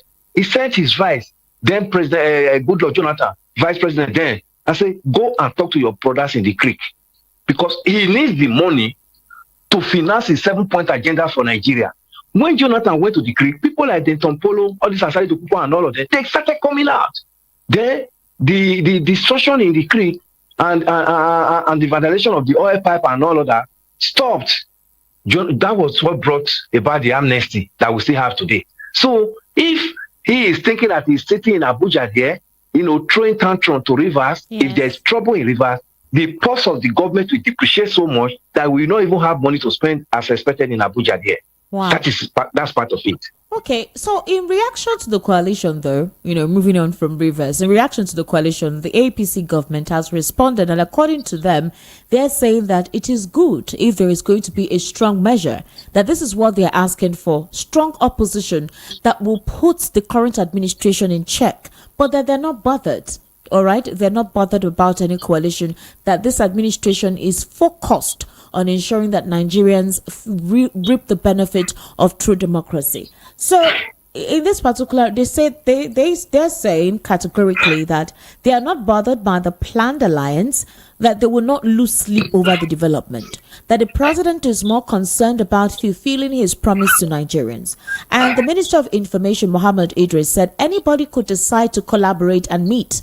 He insisted that the question for him is, what happened after the talk? So according to the Minister of Information, yes, you can decide to meet together. They're political allies. But what is the action after that talk, after that meeting? What do you do? After all these numerous meetings, then to what end? So he's saying that the president would speak for him in the next election cycle in 2027, and that the government is not thinking about them at all because they are focused on delivering on the mandate handed over to President Bola Tinubu, which brings me to the next question. In a week, May 29 will come, and the president's administration will be scoring 1 year. Now, there's a lot that has transpired in this 1 year. A lot has transpired, from the naira depreciation and the naira fluctuation to inflation rate to electricity tariff to subsidy removal, also an implementation of other policies as well. And then the palliative measures that the presidency actually advocated for and said the Nigerians will have, with the removal of fuel subsidy, and Nigerians saying they're not seeing this palliative. All of this, questions are being thrown. What about the state governors? Why is everything being pointed to the president when he has state governors? Others are saying, question your state governors. Ask your state governors question. That is why they are governors. The president doesn't have to do anything because he has those governors in place. How would you categorize this 1 year of this administration? Do you think Nigerians should be patient? Do you think Nigerians are being too harsh on this administration? Do you think Nigerians are just impatient? Is it because it's President Bola Tinubu? That's why they are refusing to have that understanding. What if it is their desired candidate? Wouldn't they have given excuses to buttress and possibly ask that there should be more patience granted to him? What's your take? Because I want to open the phone lines. Well, Esther, I want to first of all tell you that I am disappointed with 1 year scorecard of this administration. That is my own, from my own point, and I have my reasons. Let me quickly remind you that the president, when he was campaigning, he said he's asking for the job because he knows where the shoe pinches Nigerians. Yes. That was what he told. Yeah, that was what he said, that he's asking for it. So there is nothing that the government will begin to tell me now that I will listen to. It's a continuation of APC government. It was former President Muhammadu Buhari is from APC. And the person who took over from him said he asked for the job. So there is what we are currently going through now. Nigerians are not happy about it because if it was another political party that came into power now, we would have begun to say, okay, APC finished everything. That's why we don't have anything. But now it was APC to APC. So that's one part. That's on one side. Then two, all the policies that some of them you mentioned, how many of them are favorable to Nigeria for the past 1 year? I left Lagos. When I left Lagos a month ago, fuel in my town here, I met it at 5.95 a liter. Okay. Then, as I speak with you now, Esther, I still fuel my car today. It's 860 naira a liter. Mm-hmm. Just within 1 month of my being out of Lagos. How do you expect Nigerians to plan with this kind of economy? That by tomorrow morning, you get to the bus stop, the price, the transport fare to and fro to your office is doubled or tripled. But this is what Elvis, Nigerians don't you have faced. think that all of okay, so after the governors, you have ministers. There are key ministers. I'm still coming to. Okay. Go ahead then. Go ahead. I'm still coming to that area. Okay. The policies from the federal government have affected Nigerians, and now when he made mention of subsidy is gone, May 29 last year, things changed drastically. I told you, Esther, in the studio, I said, now the subsidy is removed. Which agency of government is set up to manage the fund that is going to accrue from this removal of subsidy? I asked. I told you, in 2001, 2001, 2001, Obama removed toll gate because of corruption. He set up his own palliative and said, no, when he increased fuel price, he removed toll gate. He said the corruption in toll gate was too much. So because of that, Nigerians could drive freely without paying any toll in Nigeria road. We saw that. Then when Jonathan came up with wanted to increase the fuel price, the 2012 January 2012 issue. Occupy Nigeria protest that took place. Occupy Nigeria. He came up with a Shopee. Shopee was, to manage the fund for the removal of subsidy. We saw that. Even late Abacha, when he increased fuel price during his time, even as Nigerians are talking about Abacha, he came up with Petroleum Trust Fund to manage the fund that is going to come from the increment. Yeah. This government have removed fuel price, have increased fuel price, removed subsidy since May 29 last year. Till today, there is no agency that is managing it. I was reading this evening that the state and local government and whatever are sharing 1.2 trillion in this May. This money is given to Nigerian governors who are emperors in their respective states. Nigerian governors, how many of them have been able to give palliative to the citizens of their states for the past 1 year? That's actually the big question. It's a big question. I want to actually open the phone lines. That's why I'm trying to hurry up, because this program is an interactive program. We need to hear other people's perspective, and it's a course where we get feedback. Because the Minister of Budget and Economy, Minister of Finance, these are key ministerial roles. Minister of Defense, all right, Minister of Interior. These are humanitarian affairs. What are the roles of these ministers, all right, in this 1 year? What have they done to reflect this renewed hope agenda of President Bola Ahmed Tinubu's administration? And like you rightly asked, the subsidy removal, where is the money going? Who is using the money? Where is it going? Where are the outlines that this money will be used for? Who is auditing how this money is spent? Because it's being spent. For example, where's the agency? Did you hear that the government wanted to use pension funds, right, for infrastructure? Yes. About 20 trillion naira. They needed to borrow funds from pensioners for infrastructure. So, and then we haven't been told, where is the money from subsidy going? Who is utilizing it? Where is it going? Who is spending it? Who is auditing it? That transparency. Which office is managing it? That's basically it. Mr. Elvis, I'll keep you on the line, okay? Because we need to take phone calls and read out some WhatsApp messages. The number to call is 0700 903 903 903. That's the number to call. 0700 903 903 903. And then the WhatsApp number is 0817 1756 338. 0817 1756 338. That is the WhatsApp number to send your messages to. Hello, good evening, and welcome to the Political Spotlight. Hello. Good evening, how are you? Fine. It's living is from London. Go ahead, please. The analysts have just finished everything. What we have in Africa is their managers, they are not leaders. And in River State, as we say, always that the wicked want to eat this cake and have it.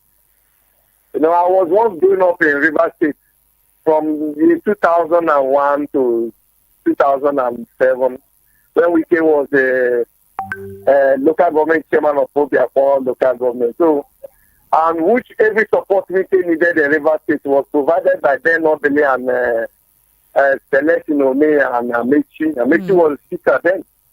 So, in other words, is this that, hello, Hector.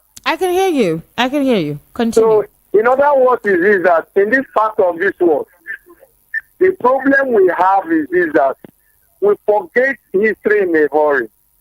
And we do everything as if maybe tomorrow will not tell the story. And secondly, just as your guest had just said, in 1 year of President Bola Ahmed Tinubu is that it is not just adding pepper to the injury. Within himself, has he not been seeing it? Because he always come on air and says that I see the impact of what people are going through, just very soon that is going to be over. Now, as you and I is saying now, we cannot go to the market and use up to 5,000 naira. If I talk 5,000 naira to buy anything reasonable, a pint of garri is going up to at least 4,000 naira. What we provide in our own country. We are not talking of other importation and other things. But that is one part of it. But all these people that was doing all these things, are they in their normal senses? Because it's because of selfishness. How would someone increase fuel that they're not even monitoring the fuel the way the things are going? At least from 185 naira to 600 and something naira. Now in Lagos, I bought yesterday to pay my car, I bought almost 850 naira. In Lagos? So it's not just, the thing is not just going to be overturned. Now what is happening is just like Nigerians should keep on enduring it. Because, and again in 2027, I don't see anything that will happen because what these people are just doing is just to position their people in the way they will be. Concerning of what is it called? I need to take more calls. I need to take more calls. Okay, you've actually taken about almost 3 minutes. Thank you so much. All right. 0700 903 903 903 0700 903 903 903. The WhatsApp number is 0817 1756 338 0817 1756 338. Hello, welcome to the Political Spotlight. Good evening, Esther Atiku. You are doing a very good job. Thank you so much. May the Lord continue to be your strength in Jesus' name. Thank you. Name and location, please. Amen. Yes. Thank you very much. My name is Peter Usifa. I'm calling from Abaronja. All right, Peter, go ahead. Since the crisis in River State has become a recurrent decimal, I want to also make my own speech on that. Okay. Actually, let it be known between you and myself, Esther Atiku, not Nigerians. Just take this information home that I'm going to give you. You see, the crisis in River State is not between Wike and Fubara, the governor, at all. It is not between two of them. It is between the people who were against Wike in 2023 because he supported Bola Ahmed Tinubu. That is people in River State and outside River State. That is the whole of Nigeria. It is between them, and they are only using Fubara as a pawn. That is why Fubara is behaving like that woman in the Bible, who said that the king should divide that child. That, she was arguing with another woman that she's the owner. Why the other woman said, no, king, leave this child to grow. When the child grows, the child will know his rightful mother. But be that as it may, if this crisis continues like that, as I've always said somewhere some time ago, that the president will have no choice than to declare a state of emergency. And what is the state of emergency? As people have been saying, analysts have been saying that the National Assembly will take over the Assembly of from Dolby, like Abuja would take over. It will be a full state of emergency. Declaration of state of emergency. Why ex-military officer will be the governor at that point in time. It has happened before in Nigeria during the time of Obasanjo, even during the time of Jonathan. You understand? Yes. So that state of emergency will be declared in 2027 when there is total peace in that place, when there is another election. So that Fubara and the other political people, electors or appointees, will not partake in governance in 2027. But let me conclude here too, that I want to refer you, Esther Atiku, as I've already said, that this information is between two of us. I want to refer you to Chinua Achebe's book, Kings Fall Apart, where, Okonkwo in that book was told not to kill Ikemefune because he can call him father. You understand? As long as Okonkwo killed Ikemefune because he didn't want to be seen as a coward like his own father Onochie. You understand? Yes. You know what happened between Okonkwo and Ikemefune. After Ikemefune actually was not the right son of Okonkwo. You've taken 3 minutes. We need to take over the call. Finally, what I'm trying to grasp here is that Bola Tinubu will continue to support Wike, but if he now plays to the gallery, this may what happened to Okonkwo at the end may happen to Bola Tinubu, which I believe that will never happen.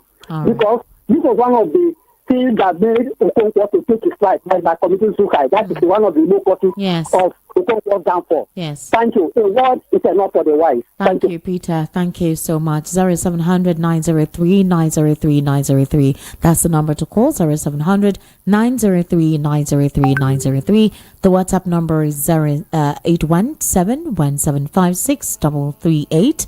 0817 1756 338. All right. Hello. Good evening. Welcome to the Political Spotlight. Oh, we've lost that call. Hello. Good evening. Hello. Good evening. How are you? Good evening. Your name and location, please. I'm fine. My name is Tinubu from Onochie.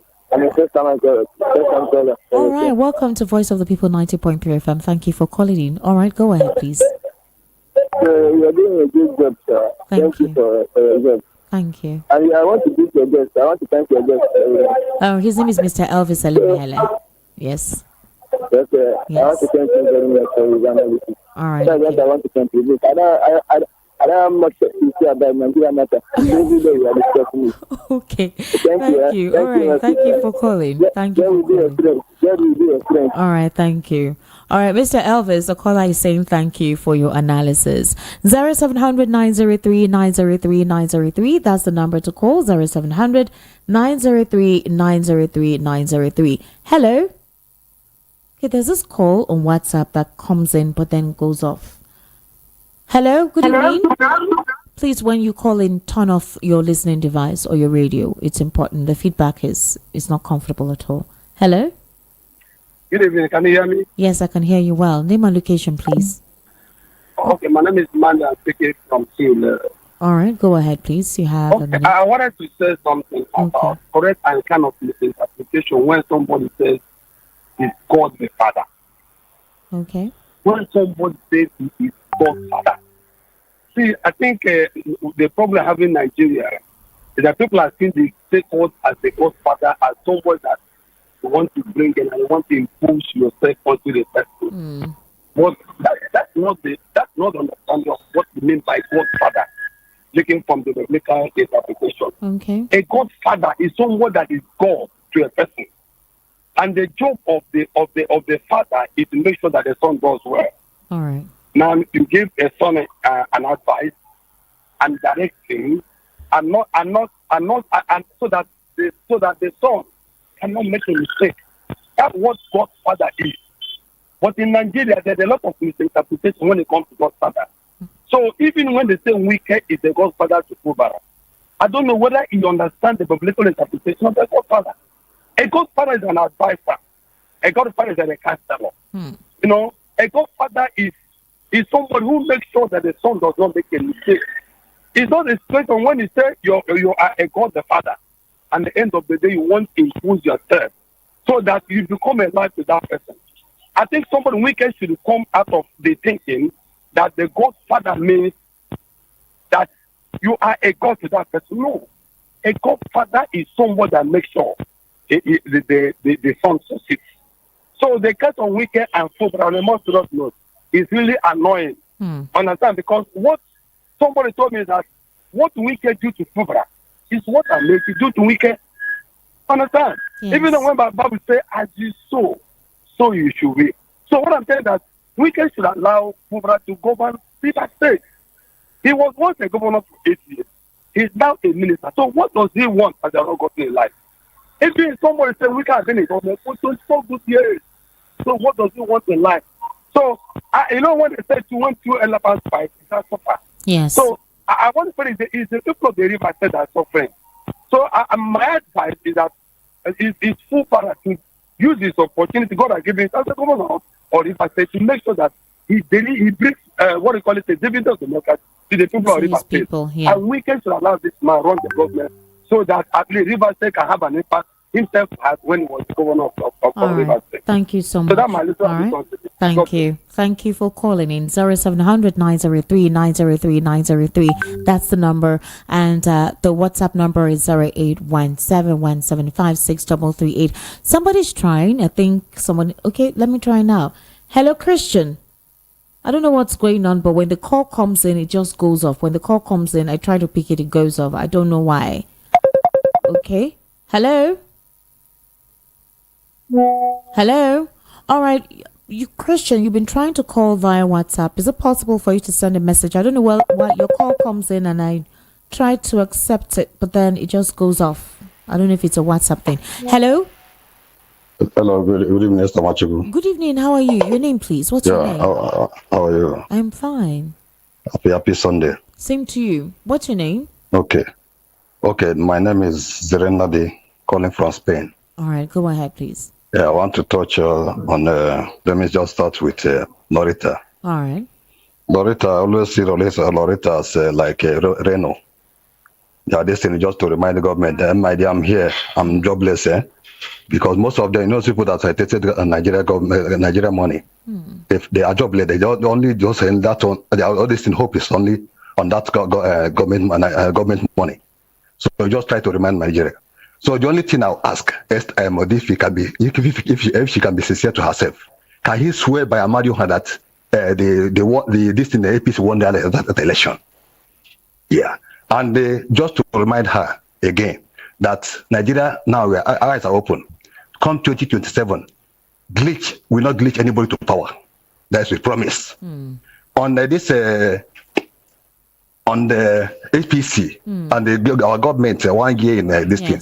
Yes. I'm in a place, I'm in Europe that when government find out, when a leader find out that all his plan, this is not working, he will just resign. I think Tinubu have achieved his goal by saying that he want to be Nigeria government, he want to be Nigeria lead president, and that this thing is still there. The record is still there that Tinubu is once in this thing. Let him so that people will just say at least. On waiting for 2027, I don't think people in Nigeria will be patient till that then. Let them forget about it and they focus now. No, and when there's life, people will just talk about then. They will talk about them. But true. Nigeria, every time, Nigeria politicians just every time they will just say after the election they will just be thinking about the election, which is senseless. They should be. They are not God. That's true. They can tomorrow somebody they may just wake up and just wake up and yeah that that person no more. So let them just forget about the nonsense. So on the River State, I just want to ask Fubara for forgiveness. Okay. Because before I used to call him a woman that is, but now look at this man have just impressed me. Okay. Let him keep on. Nobody will just say remove him from that place. Okay. So yes, I want to go. Yes. This is the first time here I'm talking to you. Take care, my sister, my dear. You are doing a great job. Thank you. Have a nice weekend. Have a great weekend. You too. Thank you very much. Thank you very much for calling. 0700 903 903 903. That's the number to call. Hello. Good evening. Good evening. How are you? Name and location, please. Nemeka from Meghan. All right, Nemeka, go ahead. All right, thank you, my dear. Greeting to your guest. You spoke well. Thank you. I will start with the coup in Africa. Esther, I keep telling you earlier last year that more coups coming. So far as this bunch of dictators parade themselves in Africa here as leaders, we must expect more coups to happen. And another thing again about P2B and imagine.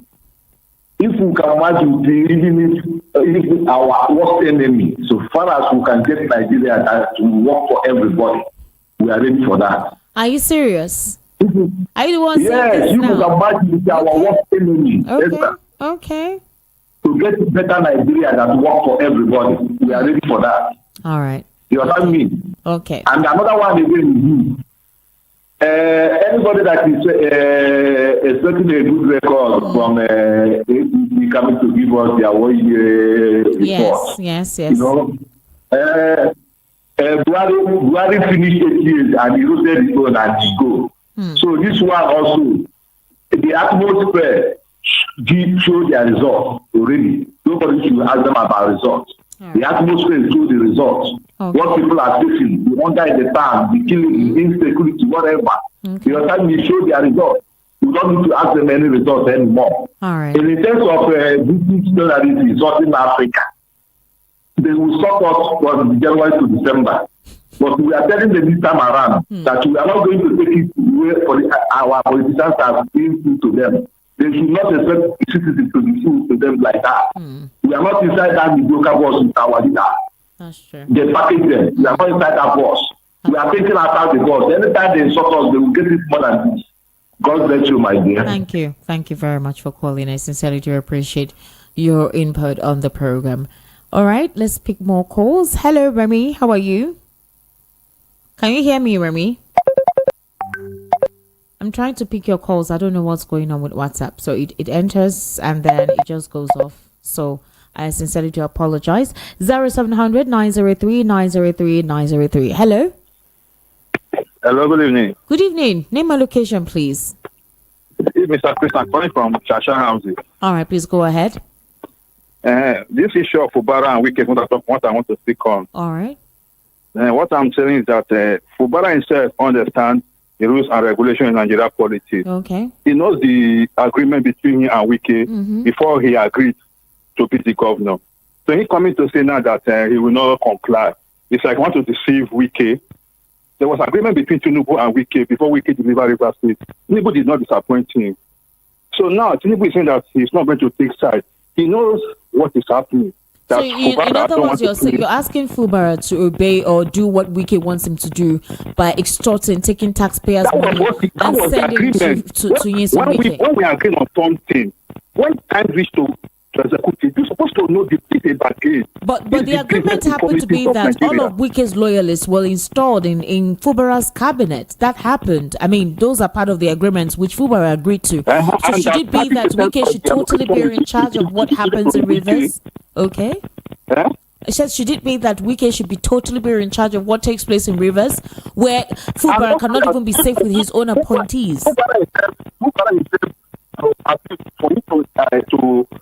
To keep his dignity and integrity, the crews are supposed to agree to that agreement in the first place. Okay. Because it happened in Lagos State, it happened in Edo State, it even happened in Anambra State between Somole and Bapeki. But what I'm saying is that Wike should allow Fubara to rule for 4 years and go as it happened between the president and Ambode. All right. So it's not a new thing in Nigeria. All right. It can be happening. Okay, so thank you. After 4 years, he can still try and bring somebody who he wants to bring if he can. Right. If not for the sake of Buhari, the one that happened between Obaseki and Oshomole, it would have been worse than this. But because Tinubu himself supposed to tell Wike to allow Fubara to rule for the 4 years. But he don't want to do that because I need to read some messages. Okay.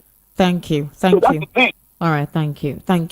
All right, good evening, Esther, and our guest in the studio. Unfortunately, the coups going on in West and Central Africa will continue because of the greediness and cluelessness of the leaders. The rest of them should better take a cue and change their ways for good. As for Rivers State development, Fubara should continue to take charge and root out Wike and all his yeye structure once and for all. Barua Saeed, thank you so much. Okay, let me read one more message so that I can give...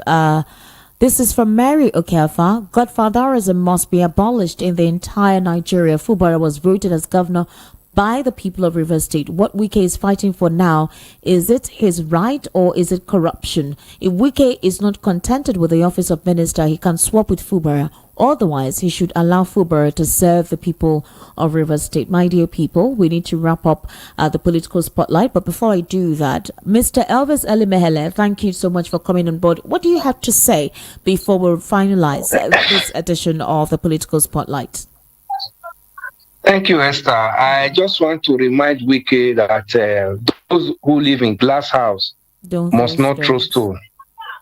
Yes. All right. That's just the message I have for Wike. Okay. Thank you, Esther. Thank you, Mr. Elvis. Have a nice. Thank you so much for taking your time to give us what you think and share your perspective with us on the political spotlight. Remy has been calling. Remy, I do hope this call stays, okay? Because I don't know what's going on. See, it goes off. Remy, can you hear me? Can you hear me, Remy? Yes, go ahead, please. You have a minute. We're wrapping up now. Okay.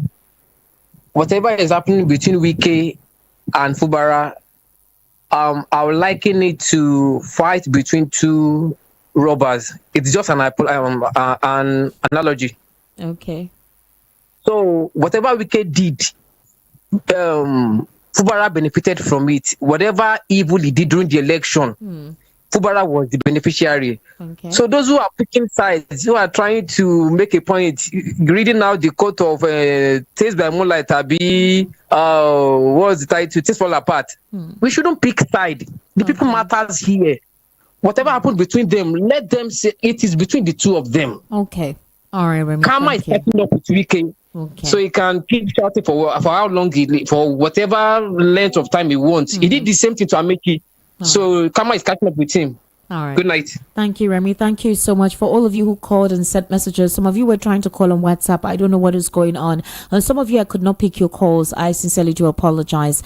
We've run out of time. So once again, like I said, keep on sending your messages. Join us tomorrow for the breakfast show, an exclusive interview with Cordelia Okpe. We've actually been having quite a number of special advisors to governors of different states telling us their own point of view and how they intend to internalize democracy for the dividend of the people. People need to feel the essence of democracy. So join the breakfast show tomorrow, as well as the exclusive interview with Cordelia Okpe. My name is Esther Wachiku. We're wrapping up the political spotlight. Follow me on YouTube at Estik Media, ESTIQMEDIA, as well as on Facebook, Esther Wachiku, X Esther Wachiku. Bye for now and have yourself a wonderful Sunday evening.